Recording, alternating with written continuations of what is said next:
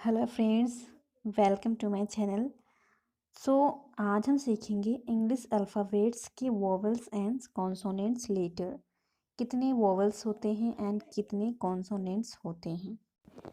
So English alphabets हैं जैसे ABCDEF to XYZ। So friends, जैसा कि हम जानते हैं कि इंग्लिश अल्फ़ाबेट्स में 26 लेटर्स होते हैं। जैसा कि वर्ण विशेष ध्वनि या ध्वनियों को दर्शाता है। हम ये भी जानते हैं कि हिंदी में 33 व्यंजन 11 स्वर होते हैं, तो कुल 44 वर्ण या लेटर्स होते हैं। यहाँ पर हम फ्रेंड्स इंग्लिश की बात कर रहे हैं तो इंग्लिश की बात करेंगे। बस जानकारी के लिए जाना ज़रूरी है कि हिंदी में 33 व्यंजन यानी कॉन्सोनेंट्स और 11 स्वर यानी वोवेल्स होते हैं। सो गाइस, अंग्रेजी में 5 वोवेल्स जो कि इस तरह हैं A, E, I, O, U and 21 यानी 21 कॉन्सोनेंट्स लेटर्स होते हैं जो कि इस तरह हैं VCDFGHKLMNPQRSTVWXYZ। फ्रेंड्स, कुछ ऐसे पॉइंट्स हैं जो हमें याद रखना ज़रूरी है, जैसे कि कैपिटल लेटर्स का यूज कहाँ कहाँ और कब कैसे होता है। तो चलिए इसके बारे में हम कुछ देख लेते हैं। जैसे अंग्रेजी के बड़े लेटर्स को कैपिटल लेटर्स कहते हैं, जैसे कि कैपिटल ए। एंड सेकंड, अंग्रेजी के छोटे लेटर्स को स्मॉल लेटर्स कहते हैं, जैसे कि स्मॉल बी।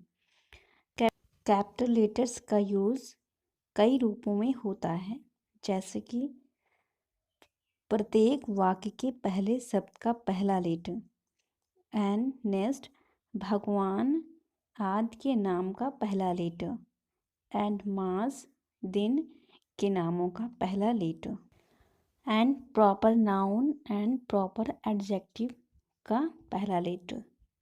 इन सभी जगहों पर कैपिटल लेटर्स का यूज़ होता है। जैसा कि हम जानते हैं कि अंग्रेजी के 26 लेटर्स में से A, E, I, O, U vowels हैं। एंड इन 5 लेटर्स के अलावा 2 लेटर्स और ऐसे भी हैं जिनका स्थान निश्चित नहीं है। ये कहीं तो वोवेल्स और कहीं कॉन्सोनेंट्स के रूप में प्रयुक्त होते हैं। ये लेटर्स हैं W एंड Y। Y और W को एक ही साथ वोवेल्स और कॉन्सोनेंट्स मानने का कारण है। जैसा कि हम जानते हैं फ्रेंड्स, अंग्रेजी भाषा का अपना एक नियम है, वह न्याय संगत भी है। शब्द के जितने खंड को मुख से एक बार में एक श्वास में बोलते हैं उसको सिलेबस कहते हैं। जैसे कॉन्सोनेंट्स, सिलेबस, ये 3 सिलेबस हैं, जैसे कॉन्सोनेंट्स।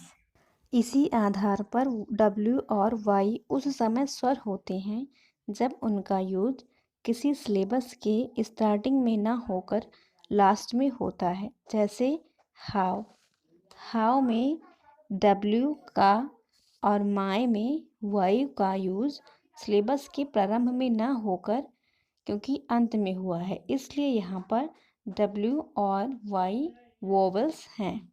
लेकिन जब W और Y लेटर्स का यूज किसी शब्द के स्टार्टिंग में होता है तो वहाँ पर W और Y कॉन्सोनेंट्स बन जाते हैं।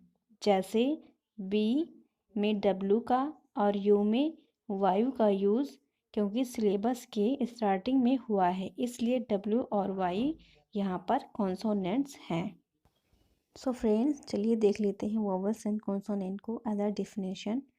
जैसे जिन लेटर्स का उच्चारण अपने आप हो सकता है, जिनके उच्चारण के लिए किसी अन्य वर्ण की सहायता की आवश्यकता नहीं होती, उनको अंग्रेजी में वोवेल्स कहते हैं। ये 5 हैं, जैसा कि मैंने बताया पहले अभी, A, E, I, O, U and कहीं कहीं किसी स्थितियों में W और Y का यूज़ भी वोवेल्स के रूप में होता है।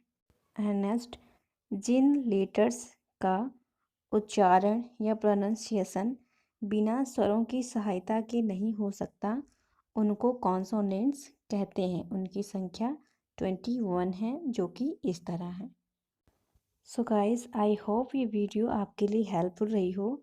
एंड वोवल्स एंड कॉन्सोनेंट्स के बीच क्या डिफरेंस है, कितने लेटर्स कॉन्सोनेंट्स और कितने लेटर्स वोवल्स होते हैं, अच्छे से समझ में आपको आ गया होगा। सो ऐसी वीडियोस डेली देखने के लिए हमारे चैनल को सब्सक्राइब कीजिए एंड वीडियो को लाइक कीजिए। एंड आपको ये वीडियो कैसी लगी कमेंट करके ज़रूर बताना। एंड मिलते हैं नेक्स्ट वीडियो में, तब तक के लिए धन्यवाद।